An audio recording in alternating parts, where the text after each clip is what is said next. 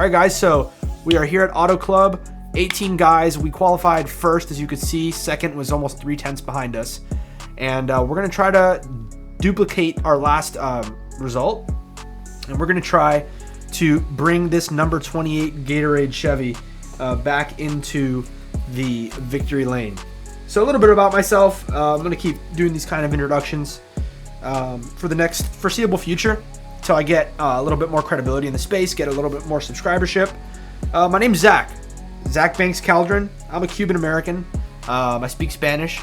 Entonces podemos ver si algunos videos lo podemos hacer en español, ¿no? If you didn't understand that, I said maybe we could do some races in Spanish. We'll see. We'll see if I have time for it. We'll see if it's even something worth pursuing. But anyways, yeah, so I'm from Miami, Florida. Cuban parents. My dad's white. Unfortunately, my dad just passed away. So that's why I kind of took a break from doing this stuff.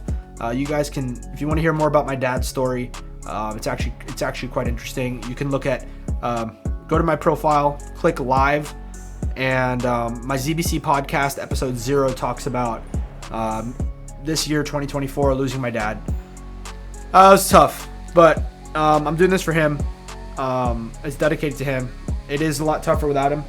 But anyways, so yeah, we're going to be doing a lot of types of different NASCAR content, and I want to get you guys really informed about how to race well on sim, and even, maybe once I get to the real racing seat, some tips on how to drive like go-karts and stuff like that. So I'll let narrator Zach step in and take care of the rest from here, and let's just win this race.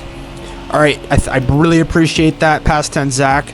Now let's take a look at what we're doing here in this first corner. You might have to back up and see this. Now, why am I gapping this guy already? It's because of the angle that I took going into turn 1. I was able to really plan that exit in the most optimal way. But aside from that, guys, I really want to start with a quick lesson on what it takes, what the mindset is to win the race. So if you're an expert and you're watching this, you're going to know this probably already. But for you beginners out there, this is more for you. And that's, take this super seriously. Like when you're trying to build your skills, take it seriously, but do not get ahead of yourself, okay? Like, if you're trying to win a race, right, and you're going against a guy like me, I will spot immediately if you're too excited, and I will exploit that in any way I possibly can. So the message is, learn slowly. So as you can see, I've already built, in the span of a lap and a half, a second and a half lead over the entire field. So, just focusing a lot. I got a good setup on, and really at this point, when you build a lead like this and you're confident that you can just stick it out to the end, I'm just going to try not to heat up my tires too much. I'm going to take it easy and just get to that checkered flag in front. Doesn't matter if it's by a minute or by a mile. I should say by a millimeter or by a mile. Winning is winning. Damn, is that like a Fast and Furious statement?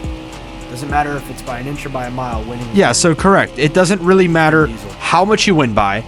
You need to plan that race in the most calm way possible to win by whatever distance. So look, guys, as I interrupt rudely future Zach. Bruh. Sorry, bro, but present Zach's more important. It looks like these guys probably got into an accident back there. They were shuffling for second through fifth. But, what was I going to say?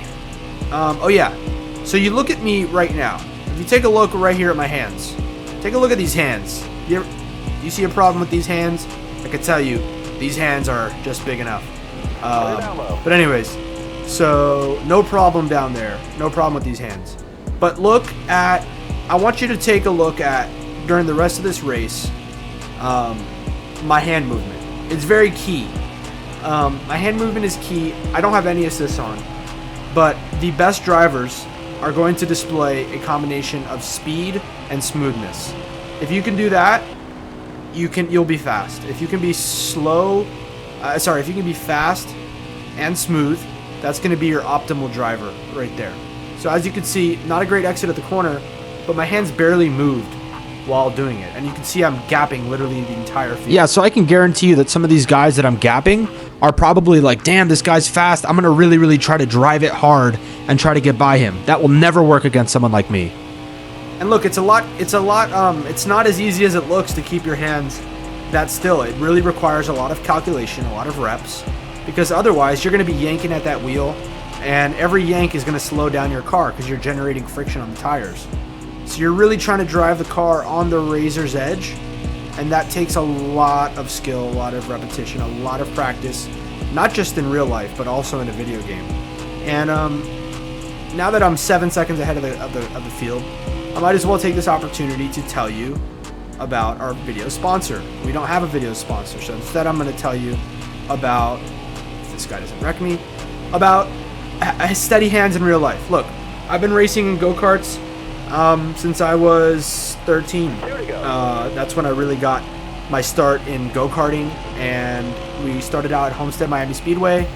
Shout out to International Racing, who gave me my start, saw potential in me, and really helped me grow as a driver. But the number one thing they would tell me as a driver in real life, because look, I've always been somewhat of a hothead. I've always come into things and just tried to barrel my way through them. And the number one thing my coach Carly told me is basically steady hands and try to control that burning passion. Because if you're someone like me, I mean, it is, I like, sometimes I can't even sleep because I have literal like passion and adrenaline coursing through my veins at all times. So it really requires a lot of like meditation and self-reflection. But especially when I was younger, bro, like starting out in racing, I mean, my hands were like this, bro. I was just trying to brake as late as I could and just literally juice the entire car for as much as I could. And, you know, sometimes it actually affected me in a negative way. I would really get a little bit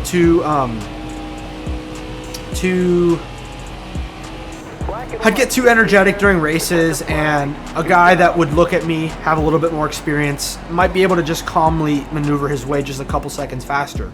And that's all it takes in real competition, especially at the national and world level.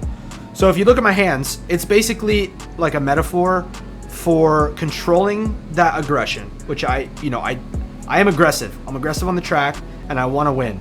But like channeling that into being smooth and doing things in the most efficient way possible. So that manifests itself in a driver that looks like he's not doing much. So if you look at, honestly, if you look at any example of anything in real life, let's just talk about some people that I like to watch. I'm really into politics. I like to watch the Patrick Bet-David podcast. You look at him and how he speaks. He speaks like this. He's calm, and he'll tell you about the news. But that's because he has this controlled passion and has shaped his craft over the years, where he can control that and channel his energy into something better. You look at a guy like Elon Musk. He's able to control his crazy thoughts and put them into action. You look at a guy like Tate, right? He's able to control his like overwhelming rage and turn it into content day after day. So for me, I have this like rage where I want to get in front and win all these races. But if I do that, I'll be like this, right? And then what does that manifest itself in? That manifests itself in a higher tire temperature. My car starts to slide, and that's already a second loss, and then the other guy wins.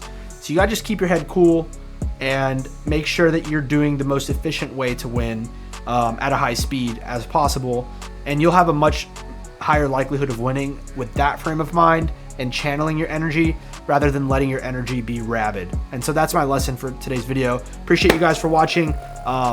We'll take some other notes on the next race, but appreciate you guys as always.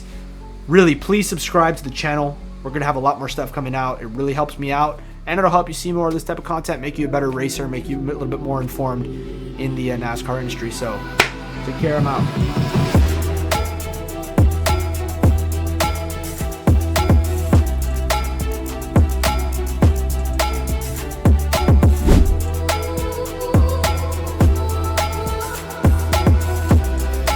Alright guys, so we're at Bristol, a little 20 lap shootout, 13 guys. I am starting